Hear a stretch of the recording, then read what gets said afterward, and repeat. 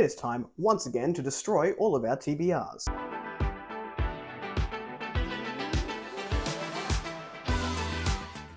Hello everyone, welcome back to A Fictional Escapist. My name is Kris, and today's video is the April indie releases of 2024. As always, these lists will come in and just destroy my TBR. They just come in and my Kindle gets loaded up, and then I have thousands and thousands of books on my Kindle to get to at some point in the future. But we love that. We are always here for new SFF in the indie scene. Before we jump into the books today, make sure you check the description box down below for links to my social media and Discord should you want to come along for the ride.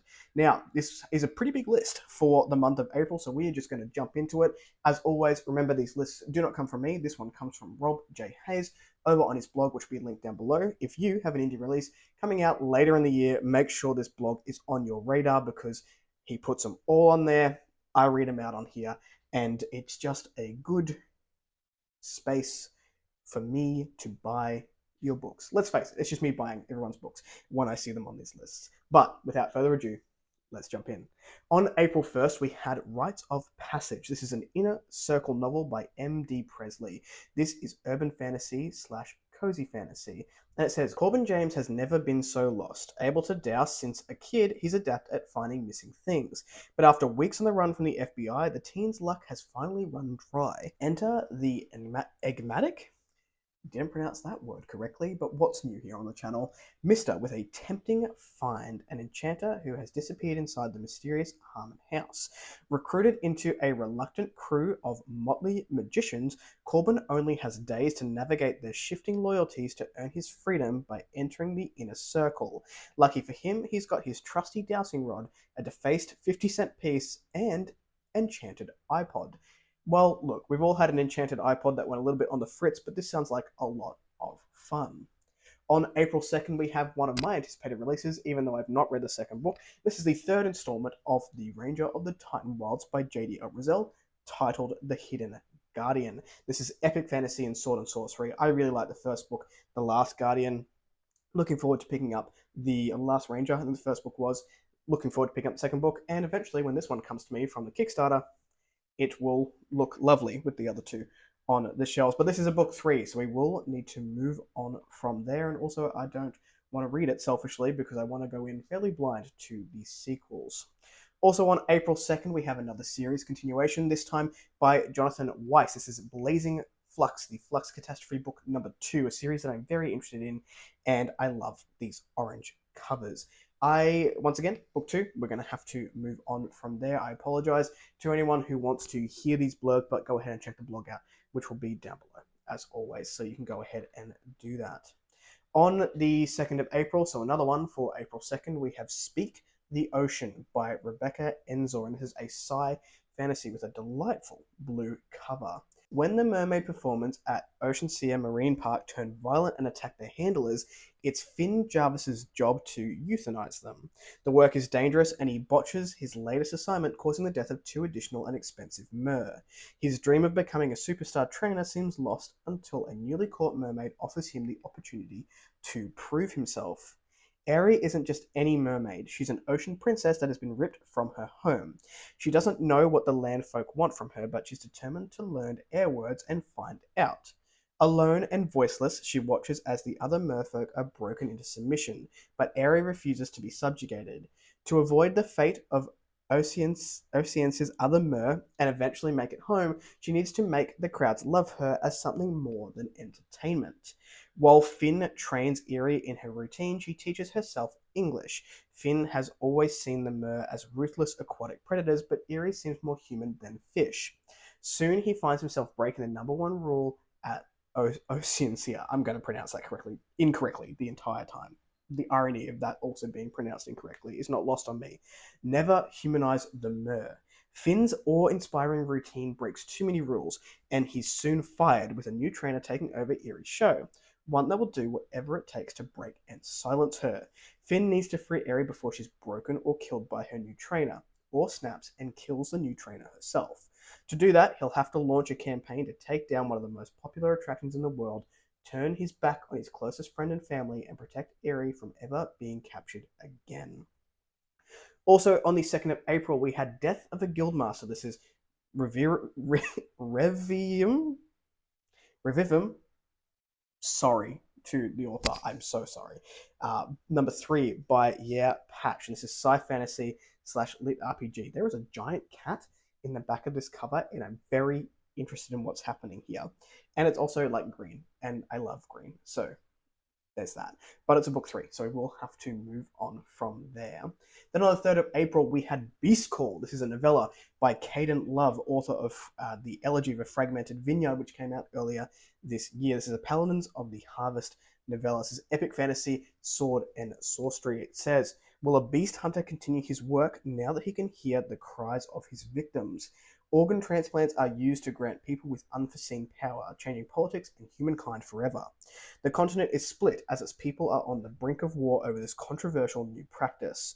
Runith, a beast bounty hunter, must decide his stance on this disturbing practice, as he has chosen to gain such power for his most deadly target yet. Will he become a hero in the eyes of the Zarsman, or a demon worse than those he faces? I'm really looking forward to reading the first book in that series prior to the novella. On April 5th, we have The Storm Beneath the World by Michael Fletcher. And it says grimdark / just Fletcher things, which is what we've come to expect from this author. There is a giant bug on here. I'm not a bug person, but I'm very intrigued by what's happening because one of my friends said this is a wild time and maybe one of her favorite reads for the year. This is Cursed by the Gods. The insectoid Ashkara live on flying islands, traveling the eternal river of days while a hellish firestorm devours the world below. Collected into queendoms, the higher caste brights live in the luxurious windward rainforest, while the servile dust scrape out a desperate existence in the leeward desert. Conflicts escalate between two neighboring queendoms, where Nish embraces modern ideals of equality and independence. Yil honors the fallen goddess by enslaving their neighbors and maintaining traditional castes. This sounds very interesting. In preparation for the imminent war, Nish sends Ashkara youths with dangerous talents to secret schools, training them as assassins and spies. Joe, a dull male with a talent for suggestion, and Ak, a bright female with a talent for stealth, are torn from their families and thrown into the academy. The two naively believe that the biggest threat comes from the other students, not realizing the war has already begun. United in purpose, divided by caste, they can only save the island from the Mad Queen by working together. This sounds wild. It just sounds like an insane book. I've not read any Michael R. Fletcher yet, but this sounds incredible. On the 11th of April, we have Titanica, The Ruined Gods, book number 3 by Alex Robbins. I was part of this cover reveal. It was just an awesome experience and another series I'm very interested in getting to at some point in the future. This is a book 3 with a really cool cover, so I'll put the cover up here so you can have a look at that, and then we will have to move on.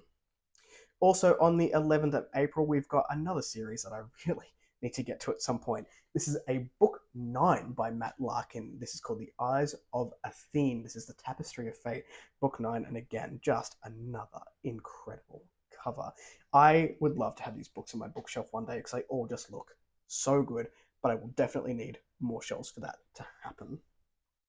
On April 16th, we have Rising Shadows. This is Sam Adams' book 2 by Daniel Mayer, and Daniel was kind enough to give me the first book in an e-file so that I can get to it someday and hopefully read this one very quickly after. This is a book number 2, so we will have to move on from there, but just a shout out to Daniel. Thank you so much. Also, on the 16th of April, we've got Dragon's Vein. This is by Matthew Johnson and coming in at a grimdark entry. Lots of grimdark this month on this list. It says, death and destruction stalks Joanne like a shadow. Married at a young age to maintain peace and strengthen the ties that bind the land of Nimis and Septum, Joanne is isolated with her abusive husband. She endures the harsh new political landscape in hope that one day she will gain enough power to truly unite the divided lands. Betrayal leads her down a darkened path where the Mistress of Shadows waits for her. There she finds true power lies in the fire and fury that burns in the dragon's vein. That sounds cool. A very dark cover to match a very dark premise.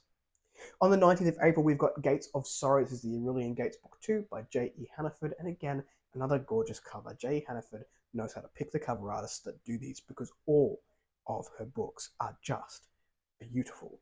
This is a book 2, so we will have to move on, but have a look at that cover up there. On the 20th of April, we've got Myth Touch, another series continuation, this time by Joanna Macy-Juska, and I hope I pronounced that correctly. I apologize if I didn't. This is Shadows of Ireland, book number 2.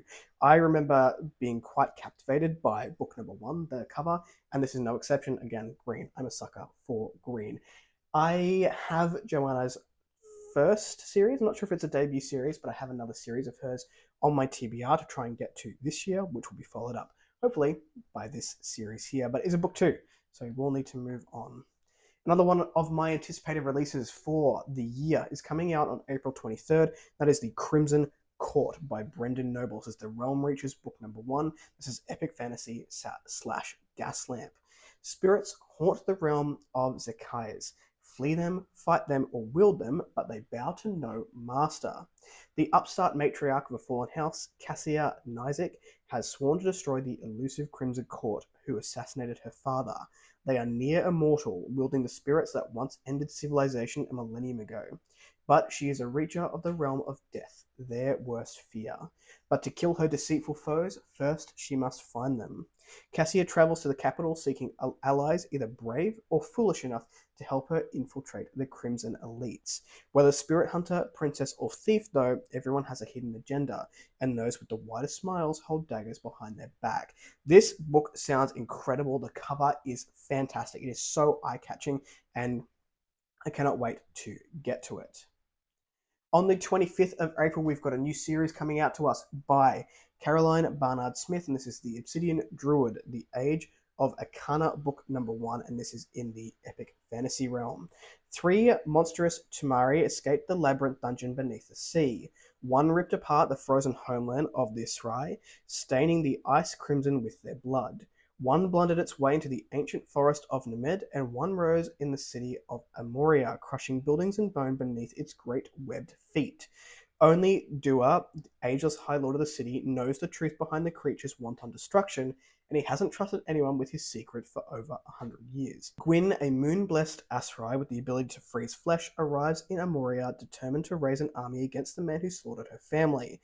When she discovers that the city guard Vanth harbors magic of her own, she knows she would make a powerful ally, but Vanth would rather see Gwyn hung then turn traitor. Aunt the Ville is many things. A skilled swordswoman, a debauched tavern crawler, and a salt sword fiercely loyal to the High Lord who saved her from life on the streets. The one thing she never wanted was to be moon-blessed. In a city where those caught using magic without permission are left to rot in Dua's pit, embracing her burgeoning powers would be a dangerous gamble. The twin moons of Joria are turning. For a century, the night has shone silver in Mamai's cold light, but when Athena comes to the force, the world will dazzle beneath her violet glow.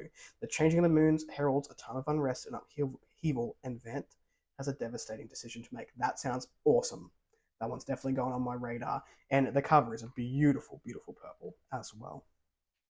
On the 29th of April, one I'm really excited for people to read. I was blessed enough to be on the beta reading team for this. This is Dark Town by none other than Palmer Pickering. This is the Tales of Temerity, book number 1. This is so fun. If you like lit RPG, do yourself a favor, pick this one up. It reads so fast, and you're going to be wanting more at the end of it. This is part cozy, part bloody, all of the fun. Well, it just says all fun. I embellish a little bit. Hidden underneath the small town of Haverley Arms lies an entrance to the Dragon's Game, an extensive world where adventurers compete to collect power objects and progress to the next level. Temerity's father and brothers have been down the game for years, leaving Temerity and her mother, plus their house goblin Halfpint, to manage the tavern. Bored with small town life, Temerity decides to enter the tunnel labyrinth, launching an adventure to survive level 1 of the Dragon's Game, Dark Town. Like I said, I really, really enjoyed this. I hope that other people pick it up, and then we can talk about it because it was fantastic. That was the last entry that we had for the April list here on Rob's blog. Again, that will be linked down below. What are you going to pick up from this list? Let me know. I'm very invested to see what people are excited about. If you like the content, give one of those. And if you want to see more of it, click subscribe at your will, and I will catch you in the next video.